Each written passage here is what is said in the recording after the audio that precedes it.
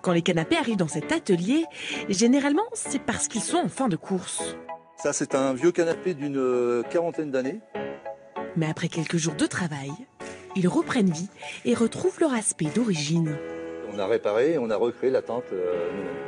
Cela fait 3 ans qu'Emmanuel, ancien informaticien, s'est reconverti dans la rénovation du cuir. Cette matière, elle est souple et robuste en même temps. Et du coup, on arrive à reboucher des trous, à recoller des pièces par l'intérieur pour des petites déchirures. On arrive à le poncer aussi, le cuir. Pour Emmanuel, son travail pourrait s'apparenter à celui d'un ébéniste qui, comme lui, après avoir réparé, repeint puis verni. Mais avant, il faut créer la couleur. Et ça se passe dans l'arrière-salle.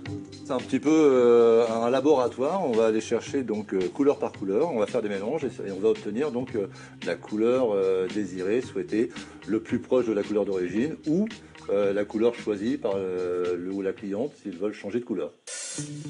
Une fois la couleur trouvée, il faut l'appliquer. Exemple impressionnant avec ces 2 sièges relax où 2 couches de peinture sont encore nécessaires. Une fois que c'est sec, je remets une deuxième couche, donc ça va sécher un peu plus vite puisque le cuir sera chaud. Alors on y est presque. Là ils ont 30 ans, ce sont des meubles qui coûtent relativement cher normalement. Je crois que c'est à peu près avec le repose-pied 3 000 € la pièce chacun. Et là on a une rénovation qui coûtera 1 000 € à peu près aux clients, 1 000 € pour les deux.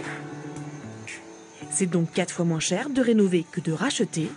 Chez Emmanuel, comptez en moyenne 450 € la rénovation d'un petit fauteuil, 900 celle d'un canapé 3 places.